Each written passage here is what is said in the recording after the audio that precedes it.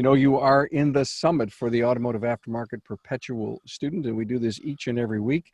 This week, we're talking Profit First Success. It's a roundtable. Now, I've covered Profit First. I actually interviewed Mike Michalowicz from the book Profit First. And I have seen and heard about so much success in the industry that I decided to have a panel and let's talk about, is it actually doing things? Is it working for people? And Chris Cotton is with us, and he was in episode 445, and he happens to be a certified Profit First coach. So good to have you here, Chris. I'll do the introductions here in a minute, but thanks to Jasper Engines and Transmissions for continuing to make the Town Hall Academy a free asset to the industry. You know, in addition to the strict quality remanufacturing steps they take at Jasper, they can actually improve a drivetrain's components, original design, so that it runs longer and better than when it was new. Check out their featured engine and transmission pages at jasperengines.com. Again, continued support from Jasper for the Town Hall Academy. Hey, who's with me? Well, let's do ladies first. Danielle Bowman, owner, with her husband Brent in Highway 7 Service Center in Newell, Iowa. Hello, Danielle. Hello. Danielle and Brent have been on the podcast before. Husband and wife interview. It was really, really good. Thanks for being here. Chris Cotton, certified Profit First professional from AutoFix SOS, its coaching company, and former shop owner. Hey, Chris. Hey, good morning. How are you doing? Good. Glad to have you here. And Kenny Wedow from Fine Tuned Auto, Broomfield, Colorado. Hello, Kenny. Good morning, Carm. How's it going? Good to have you here. Now, here's the key. Here's the key, everyone. Even though Chris is, if you will, the quote-unquote coach implementer of Profit First, since he's a certified Profit First professional, Danielle and Kenny have implemented, and they both have different outlooks on it and how it started and some of their challenges and opportunities as we go. So I thought it would be great, since I've heard from so many people that say Profit First has really been a great strategy inside my business, that we should talk about it.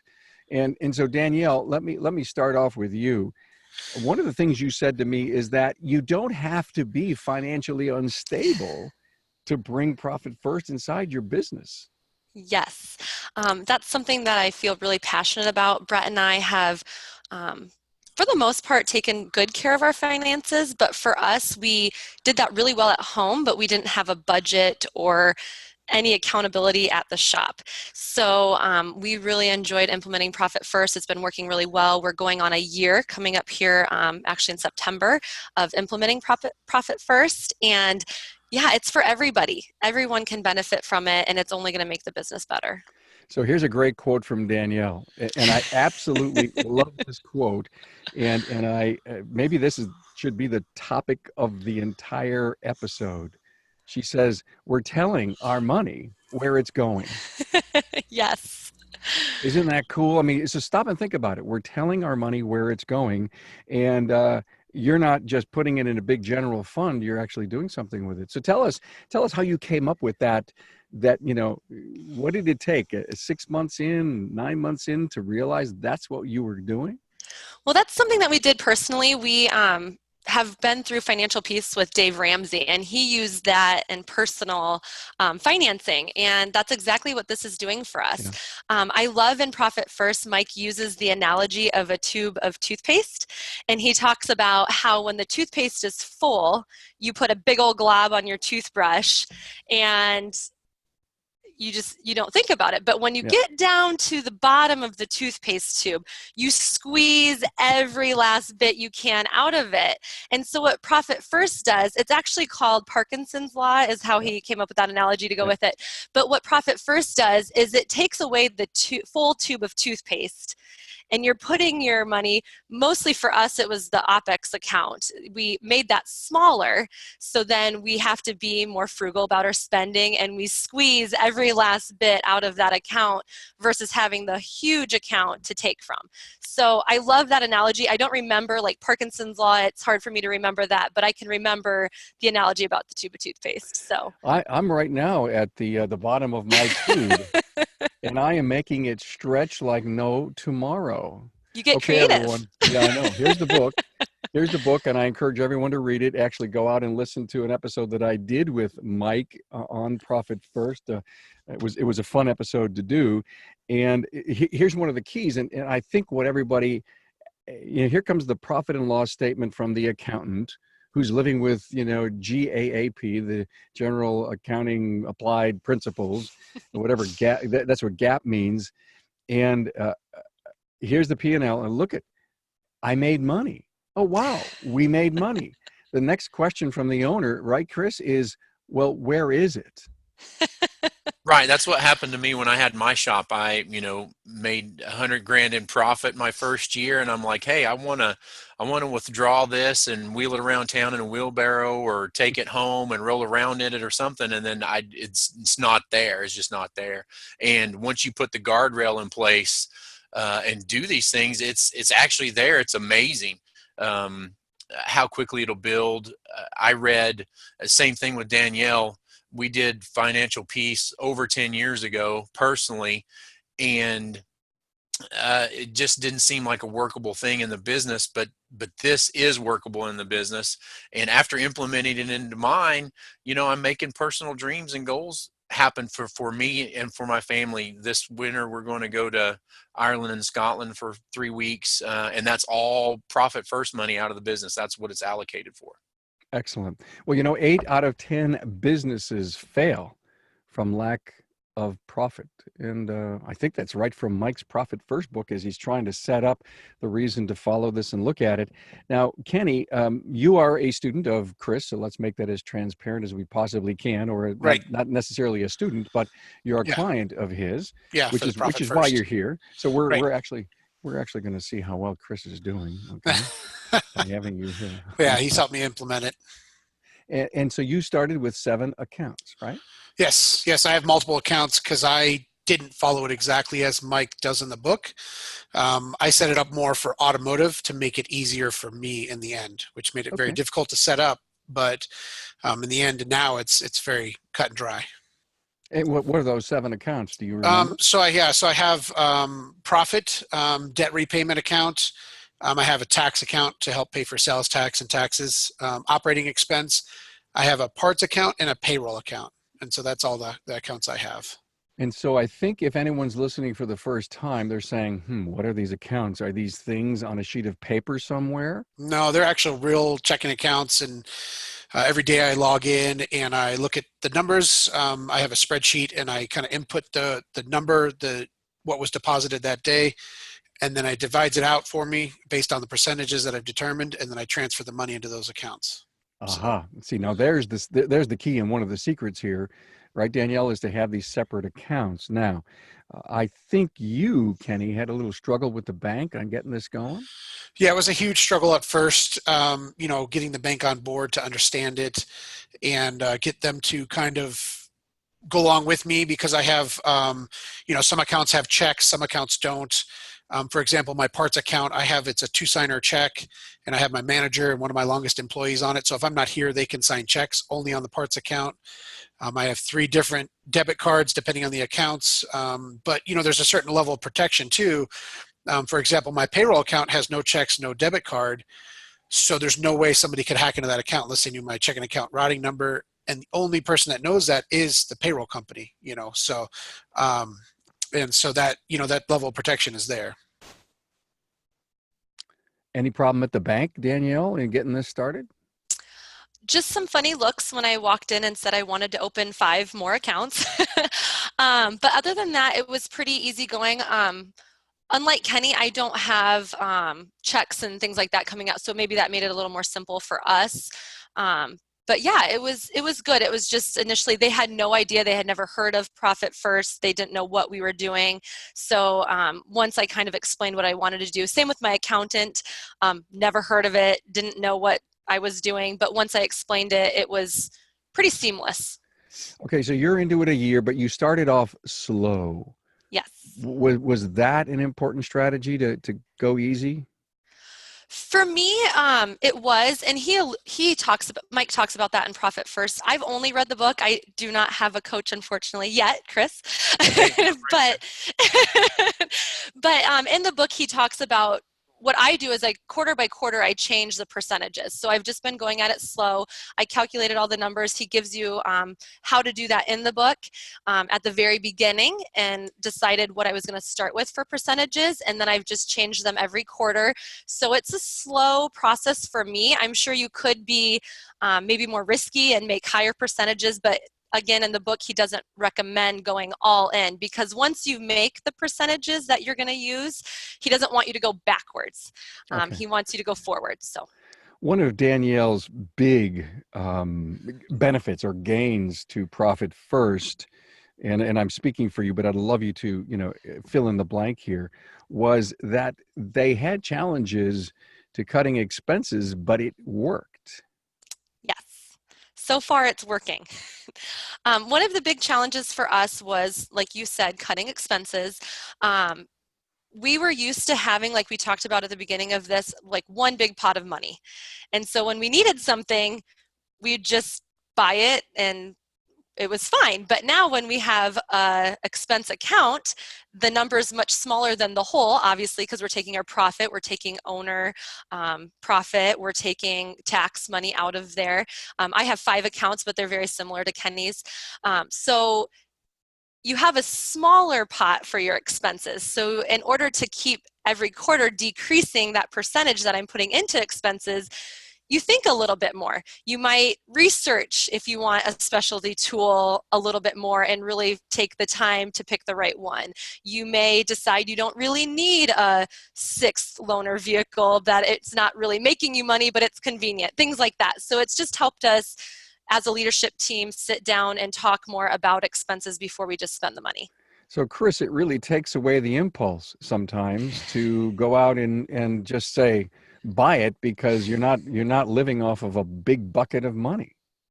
Well, yeah, and that goes back to what Danielle was saying earlier. She talks about toothpaste, and so I've specialized Profit First a little bit more for the repair industry. So I tell everybody it's that Tuba RTV. You hand it to the mechanic, and he's just like all over everything, and at the end of the tube, he's there. So if your parts margin's not high enough and you don't have enough money in the parts account, guess what? You need to either charge more or figure out something. Same with the payroll and payroll expenses. Once you put those guardrails in place, then it holds you more accountable to what you've agreed to do. I got it. And those disciplines come from a spreadsheet that you can either create. I think you actually have one, Chris, and Yeah. those allocated percentages. I mean, I think what we need to do is to break the code for everyone is that you take your revenue and you allocate it. And is it every day? Is it once a week? How's the allocation work, everyone? Well, some people do it differently. What he talks about is bringing in your deposits. So say at the end of the week, you take all your deposits, let them come in, and on Monday morning, you look at what you've got in your deposits in your bank account, and then you take that. Always take out sales tax first. That money does not belong to you. Don't use it. Take out the sales tax first, put the rest of the money in the spreadsheet like I've helped with Kenny, and it automatically does those allocations, and you just move it over. And then once a week, 10, 20 minutes, it's done. And so you sign on to your electronic banking, if you will, and you move the money. Correct. Yeah. It should be an easy process. Make it as easy for yourself as you can. Kenny, how long does it take you on Mondays or whatever day you do it to transfer the money? So I tend to do it every day right now.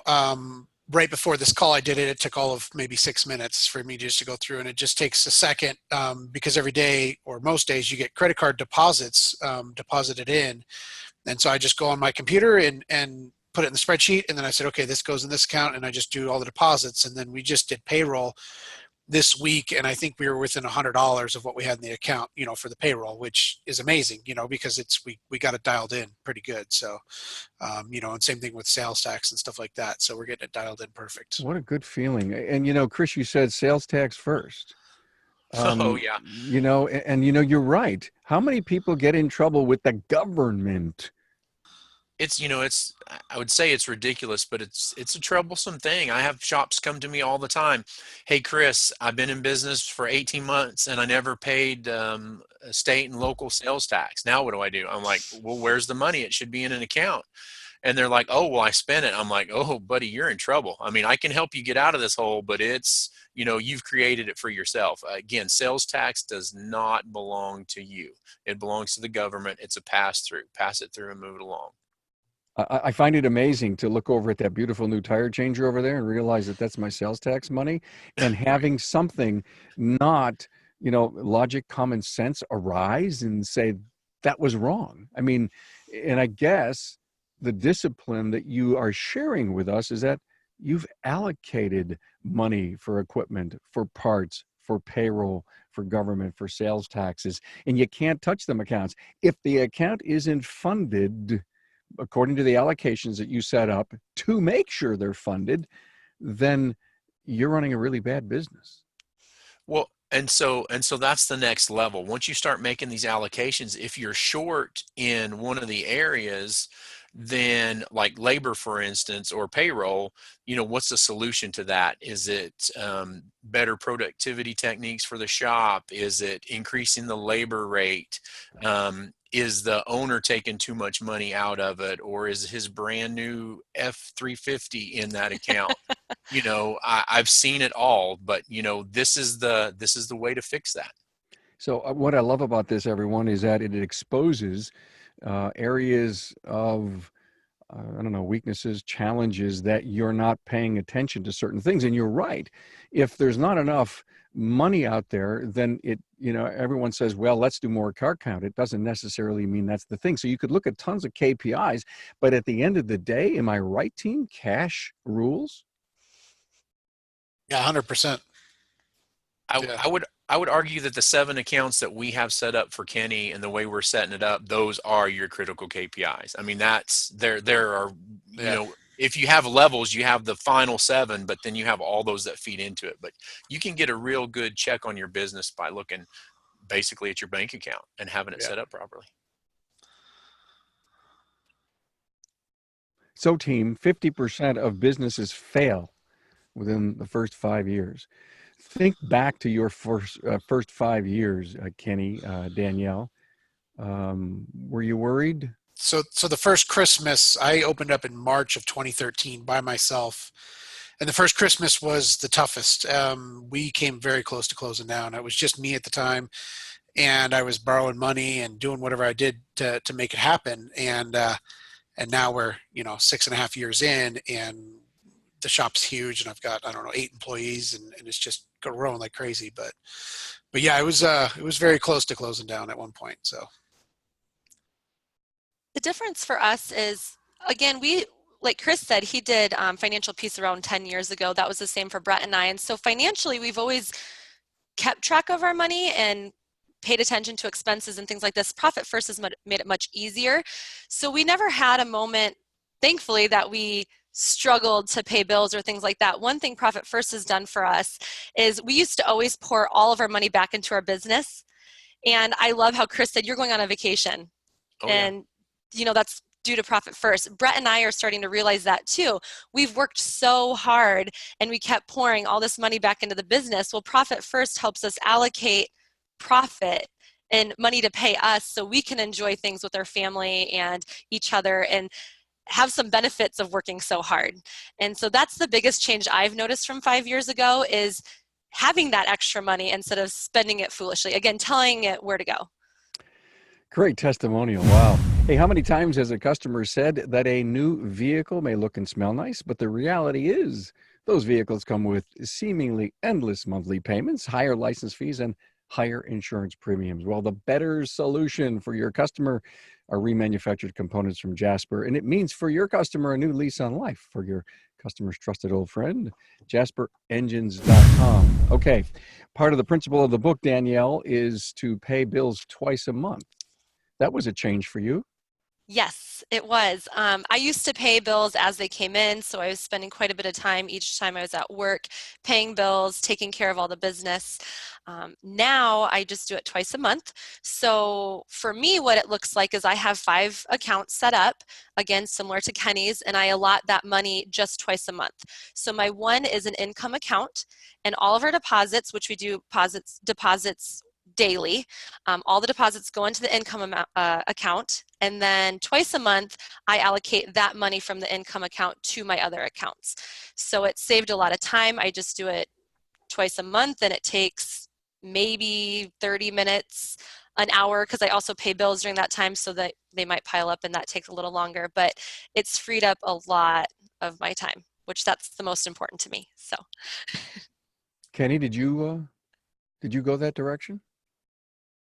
So, yes, I pay my bills twice a month, 10th and the 25th, I think it is. And I have a bin that I kind of just stick all the bills in. And then on the 10th, I pull them out and just write, pay them online or whatever that is out of my operating expense account, which already has the money in there. And it feels good to be able to, kind of take care of all those on time and then, pay them without hassle. It's always been a stress point to me every month when I get a payroll that comes out at the same time as a rent check or a check for the building, and it comes out at the same time, and I'm like, oh my gosh, it's a lot of money. But now they're coming out of different accounts, and so now it's not a big deal anymore.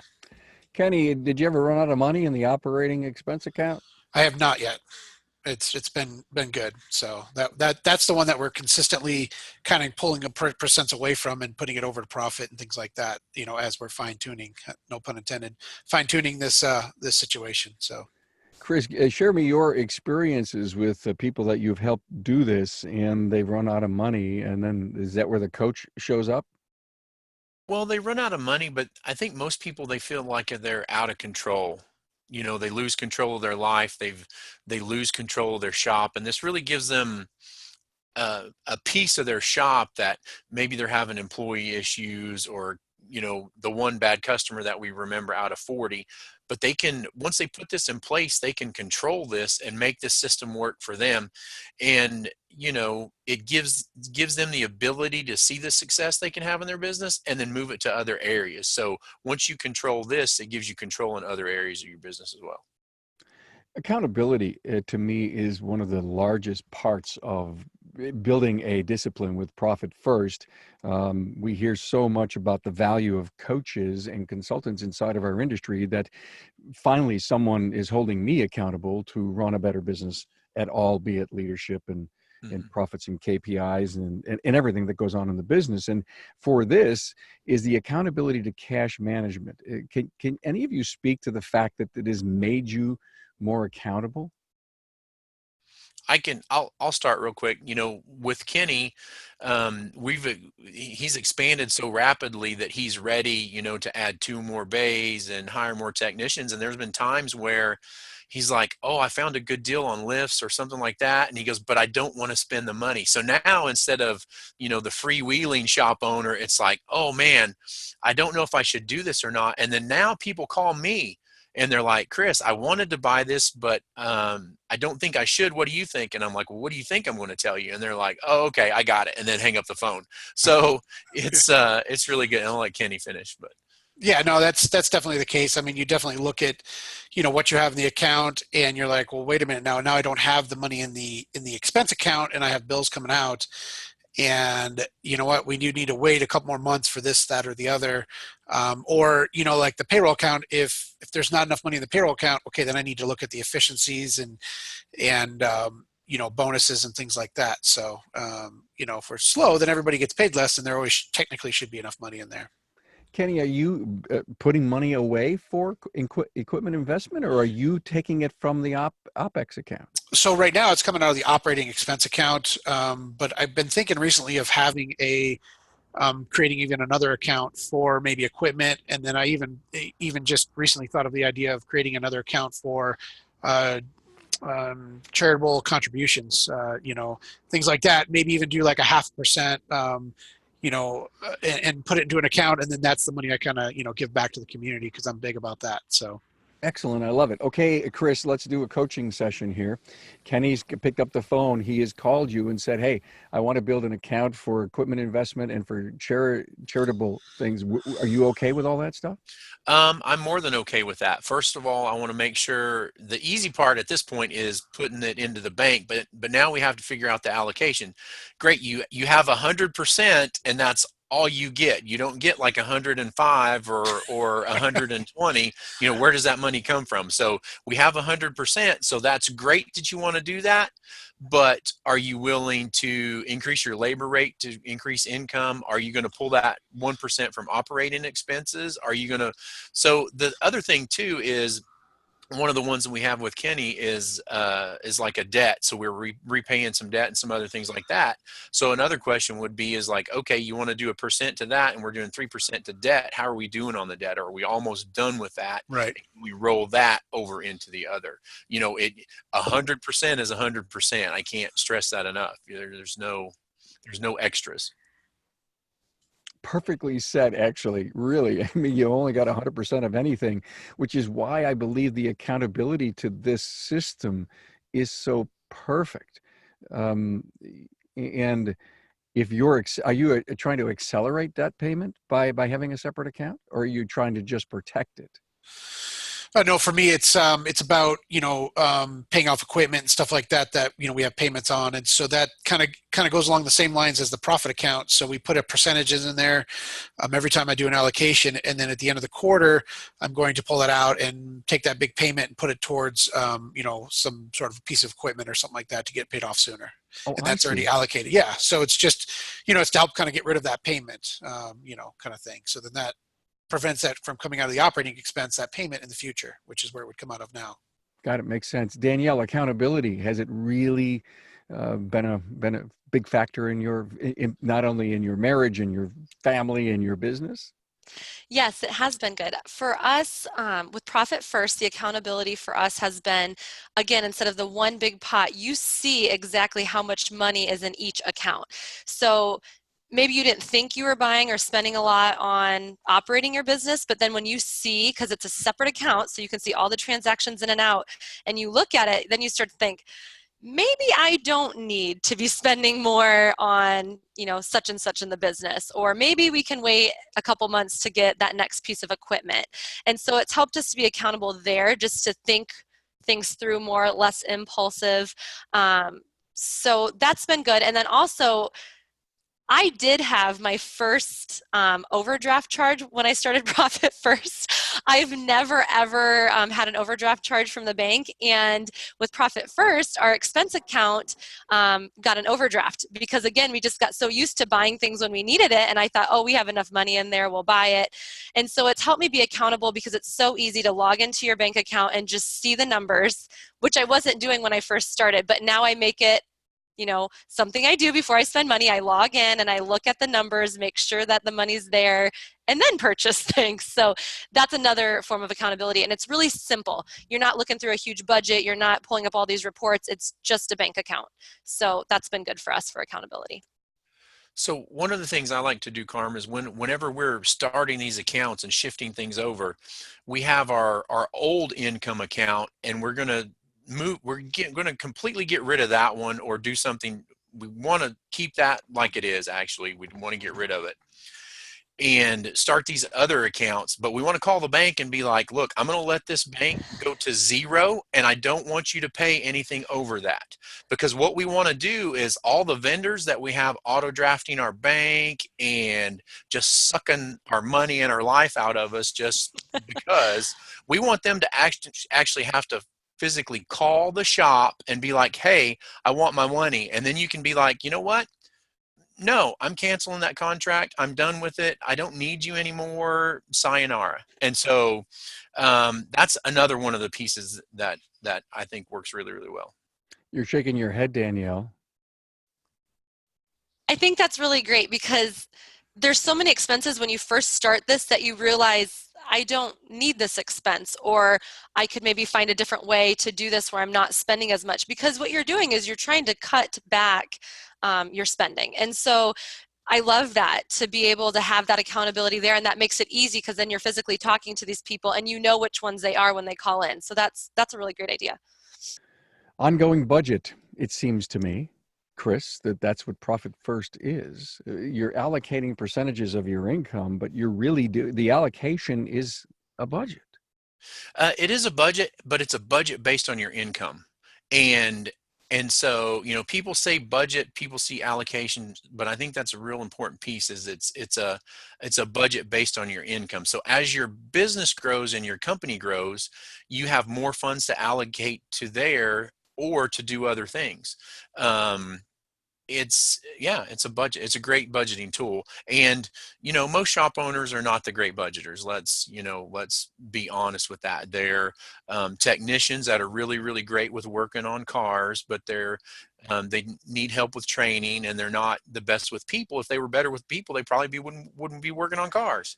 It makes so much sense. If the business isn't growing, there is less money to spend on things, all those things. Right. And I think it's a hell of a discipline and almost a weight for the owner to carry. And I'm not saying that we all need any more stress, but if they're not making the phone ring and they're not running an efficient business, then they're going to hurt. I mean, it's because, it goes back to this whole thing, Danielle, when you said the general fund, all of our mistakes come out of the general fund, and then we end up becoming hurt for it and in debt. And people are calling us all the time. You can't meet payroll. You can't pay sales tax. And then we wonder, what the hell did I decide to get into business for? I'm so terrible at it. They would never say that in public, but, one-on-one FaceTime at the morning mirror with a toothpaste that we're squeezing so little at the end. Right. We're saying to ourselves, I failed, but no. There's a saying, you don't know what you don't know until you know it, which is like, what was that? But Yeah. until you find a better plan and implement it, you're going to stick to what's easy. And I'll tell you what, the Profit First is not easy in the beginning, because that's why they talk about making the small allocations and the small things. If I came to you and was like, okay, you have to cut your operating expenses by 15%, you're paying yourself too much, your payroll's too high, that's just overwhelming. But once you put it into a process to where you can see all that and where you can feel it, when you sit there and see that account go smaller and feel it, it gives you a process, and it gives you a process and procedure for handling your money. So as a Profit First professional, Chris, you may sit down with someone and recognize all that you just mentioned, right? Right. You're paying too much, you're doing all this stuff, but you still let the smaller allocations start. And over time, the owner says, ooh, I'm doing this wrong, I'm doing that wrong. So is it a self-realization? Yeah, it's, in coaching, self-realization is the best way. I mean, I can beat you on the head. I've been doing this for 25 plus years. I've seen a lot of good shops. I've seen a lot of bad shops, but until you have that aha moment, that's when it becomes real for you and where you want to move the needle. Got it. Thank you. Hey, performance and reliability. That's what Jasper's remanufactured engines provide, mile after mile. They're diesel engines. Jasper's running complete diesel engines are dynamometer tested with horsepower and torque ratings recorded. There's a nationwide warranty included too. Dependable service, and that's from JasperEngines.com. Thank you, Jasper. For sure, Chris, that along the way, as you're implementing Profit First, and I would love Kenny and Danielle to chime in on this, you may lose a person or two in the company because of the things that you discover. Well, so there's, in the company and in your business circle too, because you're going to have a bank that may not be on board with it, and you know what? That's okay if they go away. When you grow your business, people are going to come in and out at different levels of your business, that they will only take you so far. And if they're not willing to grow and move forward, then it's okay for them to go away. And it can be a banker, it can be an accountant, it can be a coach. If I can only take you so far and we're not moving forward, then it's time for me to kick rocks and move on. But unfortunately too, there are people in your business, maybe you're having a productivity issue, maybe you're having employee issues, and if you're sitting there, normally we start out at about 30% with our payroll, and if your payroll's running 34, 35% and your productivity as a shop is like 60%, then you have to really, really look at that and be like, do I need these people? Do I need to retrain these people? You know, how do we go? And then in the end, you might find out that some of those people need to go away. Any experience, Kenny, Danielle, with something in that department? Go ahead. I've experienced that with not necessarily directly from Profit First, but in a business, how you kind of can outgrow, like Chris was talking, outgrow people or other businesses that have helped you get to where you are. And so I agree with that. I think there does come a time where you may need to seek, other advice or other people or other staffing, however that looks. So yeah, I agree. I would say that, I have a bookkeeper on staff now, which I didn't have in the past. She's been with me for probably 6 or 7 months now. And when I implemented Profit First, it was confusing at first to her as it was with me. But now it's exciting because when we do sales tax, it's like, oh, yep, I got the money. Let's just write the check right now. It's not a big deal, and same thing with the parts. Yeah, we've got the money in the parts account. Let's just write the check for the parts right now, and pay that. Where before it might have been like, well, I got payroll coming off. We got to be careful and things like that. But that money's already, the payroll account is the payroll account, and the parts account is the parts account. Thank you for that. One of the quotes from the book from Mike and the book Profit First. By the way, it's I have a books page on my website, and you could find it and click there and get the book. And again, I think everyone here recommends you read this book. It just may change your life. Mike says, profit is not an event, it is a habit. So my question, here I'm a shop owner. I'm living my world out of my general fund, the gas for the boat at the lake, and some of the things you guys had mentioned before. And here's my point. I want to drive toward what real profitability means in a company. And that is, we are talking so much today on the podcast and trending, and with so many people I know, about succession and trying to acquire. You mentioned that Kenny's looking to add bays. Well, Kenny may be looking to add branches someday, and all of that is going to depending on the profitability of the company. So here I am, living out of the general fund, squeaking by, paying the bills almost every month, and somebody comes by to want to buy my business, and they're going to offer me a percentage of EBITDA. Oh, there's a tough name to think about and worry about, and go and see some of my other podcasts about what EBITDA is. We need to almost adopt this, and profit's not an ugly word. We need to be able to show it and maybe even pay a little taxes on the money we make, because our life becomes more comfortable. You're happier, you're actually making money. And as you said, Danielle, to reward all the work that you do.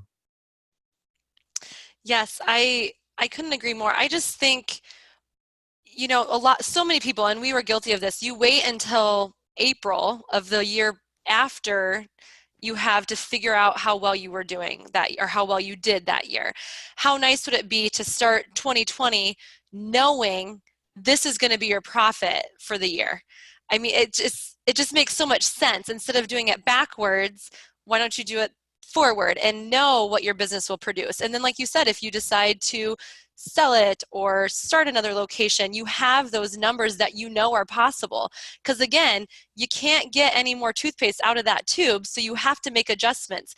Your business can survive if you cut your expenses, and you can keep the profit that you allocated. So it makes more sense. It seems like you're doing it the right way instead of backwards. So it's a big change, but it works. And then you'll know for that year how profitable you're going to be.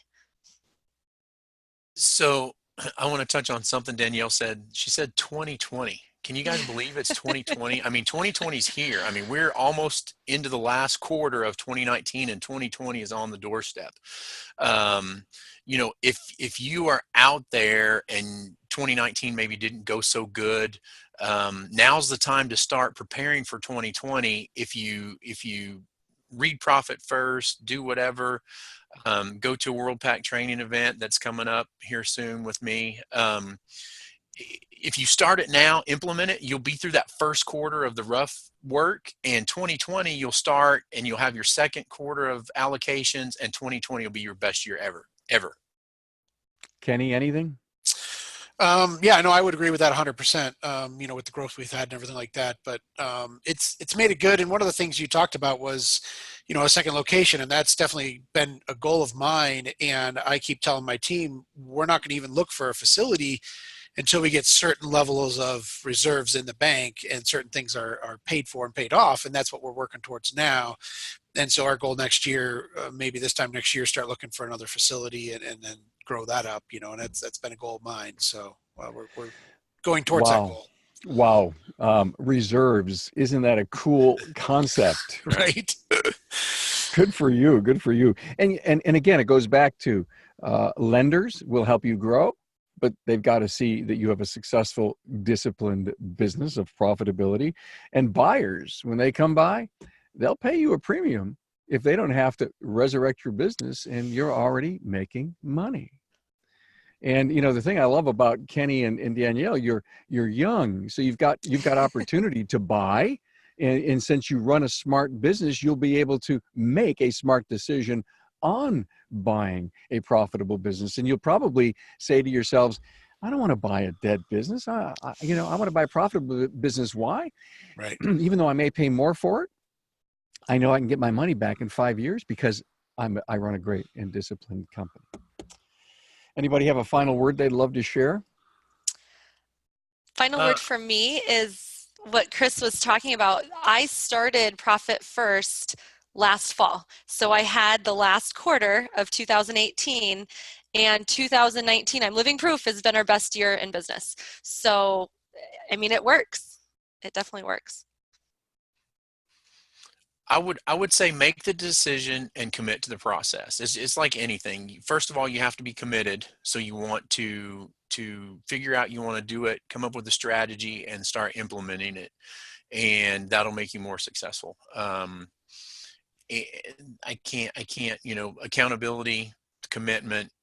It's there. There are people in the industry willing to help you, and if you can't figure it out on your own, reach out to somebody. They're more than happy to help.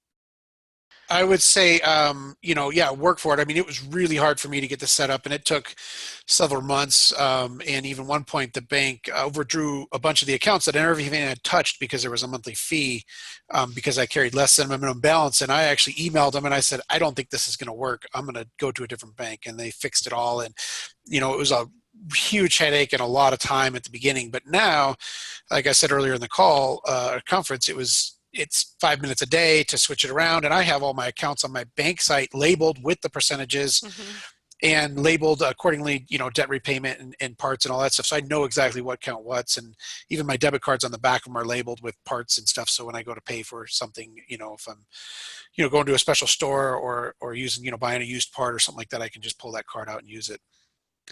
Thanks for your honesty about the struggles to start up, because anything new, and I think something as good as Profit First and as deep as Profit First is going to take some time and a commitment. Hey, thank you all so much for our Profit First Success Roundtable. Daniel Bowman from Highway 7 Service Center in Newell, Iowa. Kenny Wedlow from Fine Tune Auto in Broomfield, Colorado. And Chris Cotton, Certified Profit First Professional from Auto Fix SOS.